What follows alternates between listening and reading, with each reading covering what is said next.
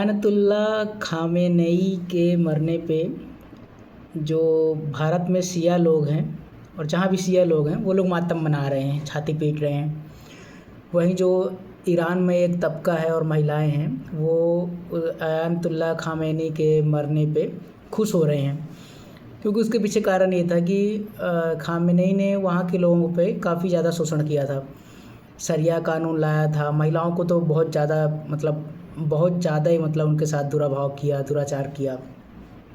ये बाल विवाह को वहाँ पे वही शरिया के अनुसार कि 9 साल की महिलाओं के साथ बच्चियों के साथ आप शादी कर सकते हो, बाल खुले मत रखो, आप हिजाब लगाओ, आपके अगर एक बाल दिख जाएगी तो वहाँ पे एक मोरल पुलिसिंग रहती थी, यूनिट बनाई हुई है, वो लोग आपको पकड़ ले जाएगी और मार देगी। अभी 2-3 साल पहले ही हुआ था,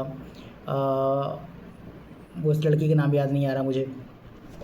और अभी भी खामेनी के ख़िलाफ़ 2-3 महीने पहले प्रोटेस्ट हुए थे, तो लगभग 20-25-30 हज़ार लोगों को उसने मार दिया था।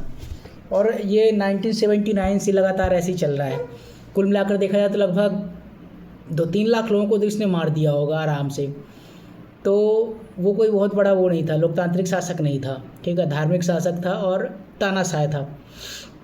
लेकिन समझने वाली बात यह है कि भारत के लोग क्यों खुश हो रहे हैं, जो ये कुछ भजपिल्ले हैं, जो आरएसएस के चमचे हैं, वो लोग क्यों खुश हो रहे हैं।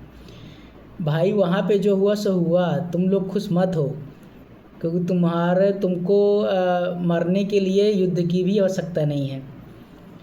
तुम किसी नेता की गाड़ी के नीचे आ जाओगे तो मर जाओगे, अगर उससे बच जाओगे तो किसी नाले में गिर जाओगे, अगर नाले से बच जाओगे तो तुमको ये प्रदूषित हवा मार देगी, प्रदूषित हवा से बच जाओगे तो तुम्हारे घर में जो पानी आ रहा है उससे मरोगे, अगर उससे भी बच जाओगे तो रास्ते में निकल रहे हो, किसी कंपनी का कोई केमिकल लीक हो गया, वो सूंघ लिया, उससे मर जाओगे, अगर उससे भी बच गए तो साले भूखमरे होके मर जाओगे, क्योंकि बेरोजगारी है, रोज़गार है नहीं तुम्हारे पास। तो भारत में तुम ऐसे ही मर जाओगे, तो तुमको खुश होने की आवश्यकता नहीं है, तुमको युद्ध की भी आवश्यकता नहीं है। रही बात भारत सरकार की, तो भाई भारत सरकार की नीति जो पहले थी गुट निरपेक्षता की, जो नेहरू के समय से चली आ रही थी, उसको अब इस सरकार ने त्याग दिया है।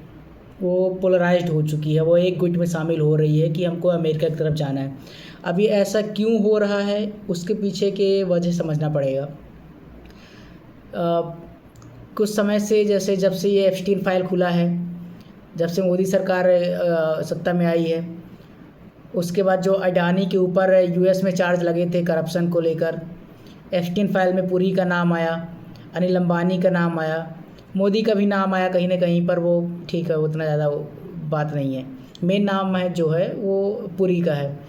तो ये चक्र है ना, इन सबको बैलेंस करने के लिए या फिर उससे बचने के लिए कि अडानी को बचाना है, अंबानी को बचाना है, पुरी को बचाना है, इन सब के चक्कर में जो भारत की जो अभी की सरकार है वो अमेरिका की तरफ झुकाव रख रही है कि जिससे अमेरिका के पक्ष में लेंगे तो अमेरिका हमारा साथ देगा कहीं ना कहीं चीज़ों में। लेकिन ये समझो कि अमेरिका बहुत ज़्यादा दोगला आदमी है, ठीक है। अभी की सरकार ने जो अपनी नीति बदली है उसके तहत अब ये हो गया कि हम शोषितों के साथ में खड़े हुए हैं, ना कि जिसके ऊपर शोषण हो रहा है उसके साथ। भारत की सरकार ने स्टेटमेंट दिया कि इजराइल के साथ हम खड़े हुए हैं। खामेनी की मौत पे अभी तक कोई भारतीय सरकार का कोई अभी तक वो नहीं आया, मतलब जो स्टेटमेंट होती वो नहीं आई।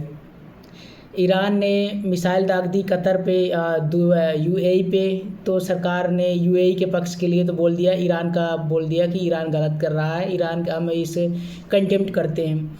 लेकिन ईरान के इस ऊपर जो कर रहा है सो कॉल्ड लोकतांत्रिक देश अमेरिका और इजराइल, उस पर कुछ नहीं बोल रहा है। तो समझो कि भारत की राजनीति अब बदल रही है, गुटनिरपेक्षता जो नीति हमारी थी पहले वो नहीं रह गई अब। और उसके पीछे सीधे सीधे ये है कि डोनाल्ड ट्रंप ने नरेंद्र मोदी और उनके दोस्तों का गला पकड़ा हुआ है, गला दबाया हुआ है, तो बोल नहीं पा रहा है। तो नहीं, यही बात समझो ना कि जब हम ईरान से बैक ऑफ कर गए, चाबहार पोर्ट से, ईरान, जबकि ईरान हमको हर जगह सहयोग कर रहा था। आज का रिश्ता नहीं, ईरान के साथ हमारा बहुत पुराना रिश्ता है, ये हड़प्पा काल से हमारे संबंध अच्छे थे ईरान के साथ। ईरान ने हमेशा हमारा सहयोग किया है कश्मीर इशू पे, पुलवामा अटैक हो या पहलगाम अटैक हो, उसने हमेशा हमारा साथ दिया है और पाकिस्तान के आतंकवाद की निंदा की है।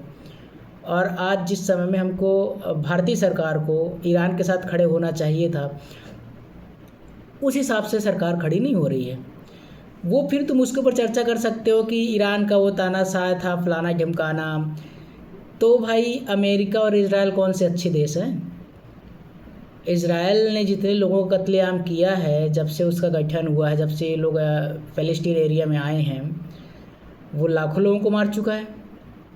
और अमेरिका लोकतांत्रिक देश है।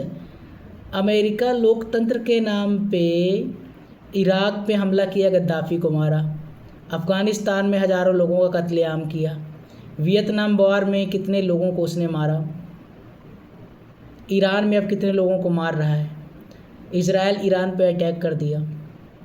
आप इनको लोकतांत्रिक देश बोलते हो?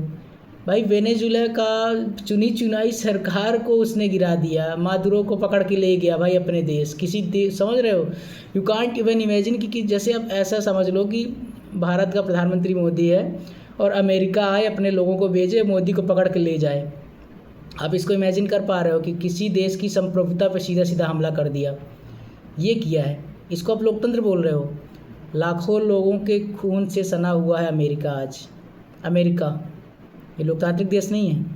तो सीधी बात यह है कि अगर खामेनेई तानाशाह था तो जो उसको मार रहे हैं वो उससे भी बड़े तानाशाह हैं। बस उन्होंने चोला पहन रखा है लोकतंत्र का कि हम लोकतंत्र के नाम पे कर रहे हैं, लेकिन असली वजह ये सब नहीं है।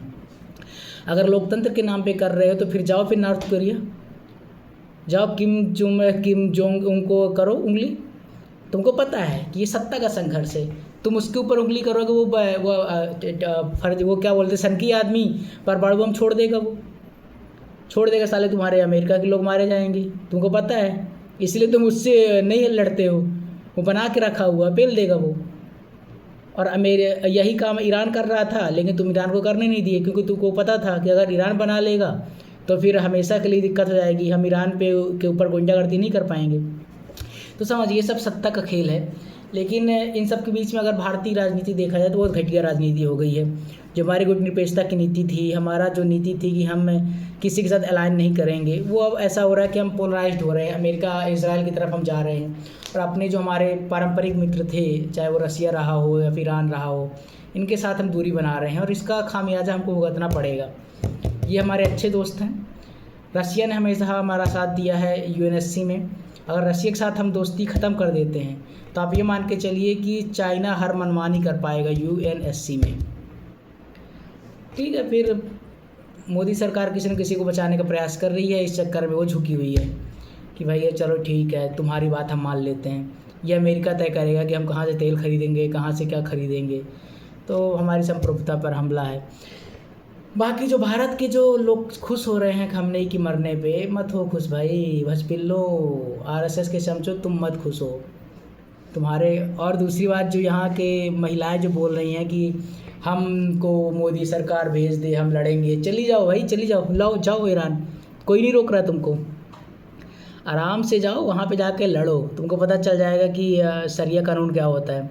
भारत में शरिया कानून नहीं है, लोकतंत्र है, इसीलिए तुम्हारे भाव बढ़े हुए हैं। जाओ तुमको किसी नहीं रोका। तुमको जाने के लिए तुमको मोदी सरकार की अनुमति क्यों चाहिए भाई? पासपोर्ट बनाओ, वीज़ा लो, निकल लो, जाओ लड़ो जाकर। जब वहाँ जाओगे तब बॉम्ब गिरेगा ना, तब समझ में आएगा। जो अभी तुम शांति काल में रह रहे हो ना, तो तुम्हारे सारे जो नखरे हैं वो ख़त्म हो जाएंगे। बाकी ठीक है, जो भी है, एक तानाशाह ख़त्म हुआ, दूसरा तानाशाह आ जाएगा, अमेरिका अपना बंदा बैठा देगा, चलता रहेगा। यही तो राजनीति है। जब तक कोई एक दो युद्ध में कोई ना कोई मरेगा, जब मरेगा। जय हिंद।